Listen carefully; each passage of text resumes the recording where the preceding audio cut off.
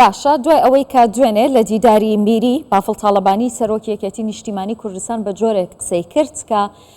سەرچاوەیەکی ڕۆژنامەوانی پارتی وەڵامی داوەتەوە. من گفتوگۆی زیاتریان بابەتە دەکەم بەڕێز فازڵ بەشارەتی ئەندامی خولی پێشووتری پەرلەمانی کوردستان ڕاستەوخۆ لە هەولێرەوە لەگەڵ مەکاک فازڵ زۆر سپاس بۆ ئامادەبوونت. بەپێی وەڵامدانەوەی سەرچاو ڕۆژنامەوانیەکەی پارتی بێت دەڵێ کە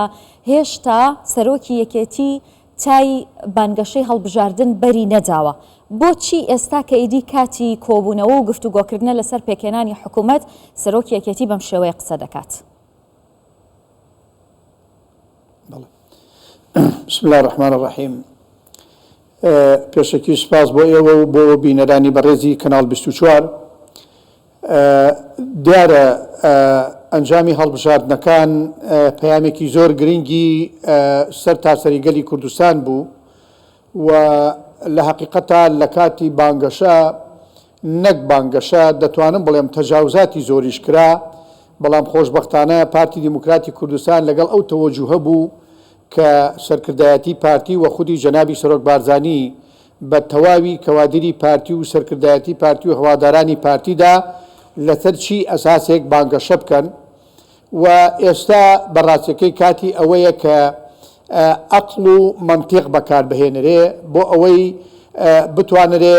بەرەو تەشکیلبوونی حکوومەت بچین. هەموو لایەکمان بانگەشەمان کرد، هەرکەس بە ئارەزۆی خۆی، هەرکەس بە قەدەر توانای خۆی ئەوەندەی توانی پڕبەگەروی خۆی هاواری کرد و داد و بێدادی کرد بۆ ئەوەی بانگەشەی زیاتر بۆ خۆی بکە. ڕێگریەک لە هیچ کەسێک نەبوو لە کاتی بانگەشە بۆ ئەوەی بە دڵی خۆی و بە ئارەزۆی خۆی بانگەشە بۆ خۆی بکە. بەڵام پەیامی گەلی کوردستان دیارە و گرنگە و ڕوونە بۆ هەموو لایەکمان. گەلی کوردستان کام حیزبی بە یەکەم حیزب هەڵبژاردووە و کام حیزبی کردووە بە نوێنەری خۆی بۆ تەشکیلکردنی حکوومەت و بۆ سەرپەرشتیکردنی ئایندەی حکوومەت و باشەکە ئەنجامەکان دیارن کە کورسیلایەنەکان دیارن. ئێستا یەکێتی مەبەستی چییە لەم پەیامانە؟ من پێم وایە حەقە یەکێتی نیشتیمانی کوردستان زۆر باش بزانێ زۆر کات گەشتونەتە ئەو حاڵەتەی کە پارتی دیموکراتی کوردستان چۆتە ژێرباڵیان بۆ نەکەوتنی تەواو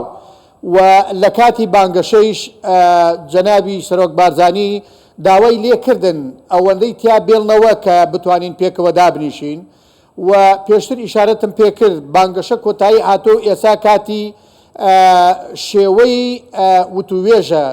شێوەی دەربڕینی ئەدایەکە کە لە یەکمان نزیکاتەوە کە بتوانین حکوومەت تەشکیل بکەین و ئەو وعد و بەڵێنانەی کە بە خەڵکی کوردستان بە گەلی کوردستانمان داوە بەرەو ڕووی جێبەجێکردنی وعد و پەیمانەکانی خۆمان بڕین. بەڕاستی من پێم وایە چیتر باڵڕاوەشاندن و تێهەڵدانی مایکەکان کۆتایی پێهاتووە. کاتی ئەوەیە کە قسەیەک بکەین لە ساڵحی گەلی کوردستان و لەو وعد و پەیمانەمان نزیکاتەوە کە لە کاتی بانگەشە بە خەڵکی کوردستانماندا بۆ خزمەتکردن و بۆ تەشکیلەی حکوومەت و حکوومەتێکی نەوعی، حکوومەتێکی کارا و لە ئاستی بانگەشەکان و لە ئاستی پێویستی و خزمەتگوزاریەکانی خەڵکی کوردستانە نابێ بە باڵڕاوەشاندن، چونکە بەڕاستی هەر حیزبێک بەقەدەر ئەوەی کە هەیە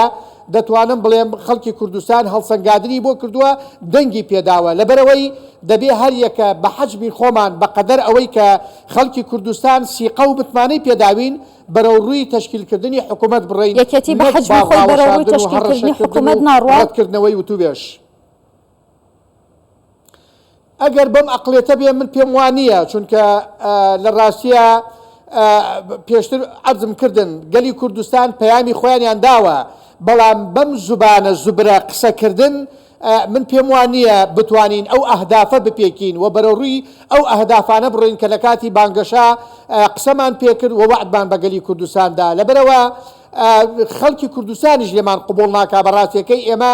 لە پاش هەڵبژاردن هەر بە ئەقڵیەت و بە زوبانی هەڵبژاردن قسە بکەین و لێدوان بدەین و مایکەکان بدەین بە عەرزە. ئەم جۆرە قسەکردنەی یەکێتی کاریگەری دەبێت لەسەر دانوستانەکان بۆ پێکێنانی حکوومەت؟ بەتەکی چونکە دانوستان عەقڵێکی سالم و سەلیمی دەوێت بۆ دانوستاندن. لەبەرەوە ئیشارەتم پێدا، یعنی خەڵکی کوردستان دیاری کردووە هەریەکەمان حەجممان چەنە و ڕێژەی دەنگدان لە کوردستان ڕێژەی کورچیمان چەنە ئیتر پێویست ناکە مەسەلا کەسمان خۆمان سەغڵەت کەین و هەندێک لە لایەنەکانیش من پێم وایە ئەو لایەنانەیش کە هەڕەشەی ئەوە کە نێنە پەرلەمان نێنە حکوومەت باقیقەتەوە ڕەتکردنەوەی خواستی خەڵکە ڕەتکردنەوەی بڕیاری خەڵکە ڕەتکردنەوەی ئیرادەی خەڵکە چونکە خەڵکی کوردستان دەنگی پێداوین لە کورسیەکەوە بۆ سیونۆکەی پارتی لە یەک کورسیوە ئەوەی کە یەک کورسی هێناوە بۆ سیون و کورسەکەی پارتی هەرچەند لە کاتی بانگەشە پارتی دیموکراتی کوردستان ئیعلانی کرد پارتی ئێستا لە هەموو حیزبێک دەرگای کراوەترە و پێش هەموو حیزبەکان لە دەرگای حیزبەکان دەدا وەکو پەرۆشیەک وەکو خەمخۆریەک بۆ زووتر تشکیلکردنی حکوومەت و چوونە پێشەوەی ئەو بابەتە خزمەت گوزاریانەی کە وعدمان بە خەڵکی کوردستان داوە بەڵام بە زبانی زوبر و هەڕەشەکردن و ڕەتکردنەوە و ئینکارکردن لەگەڵ واقعی ئەنجامەکانی هەڵبژاردن پێم وایە هیچ لایەکمان ناگەێنێتە ئەنجام کە بتوانین حکوومەت تشکیلکەین. کاک فازڵ دوێنێ لە قسەکانی سەرۆکی یەکێتی باشکراوەی گوت کە ئێمە و پارتی شەریەکەمان دەڕۆین بزانین کێ 50 زایدیەکی بۆ کۆ دەکرێتەوە. پێتان وایە بەبێ پارتی دەتوانن حکوومەتی هەرێمی کوردستان پێک بێنن؟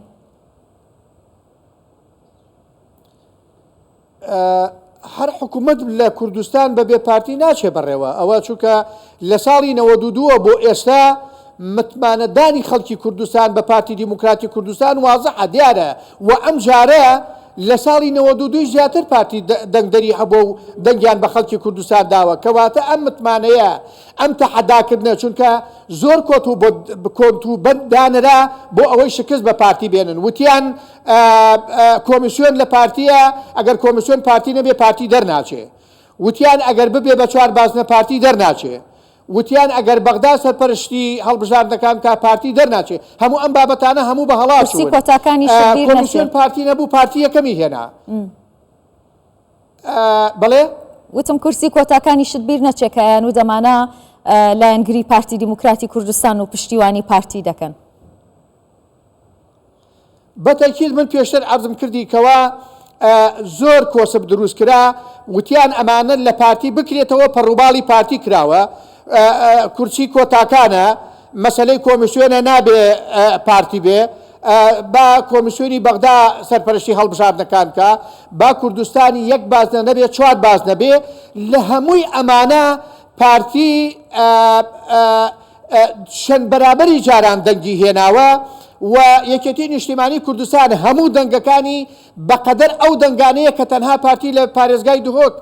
بەدەستی هێناوە بۆیە من هیوادارم هیچ کامێکمان بە غوروریەت و بەلوودبەرزیەوە ڕوبەڕووی میلەتی خۆمان نەبینەوە بە خوزوع ئەوە ڕوبەڕووی میلەتی خۆمان ببینەوە چونکە ئەم جارە میلەت بەڕاستی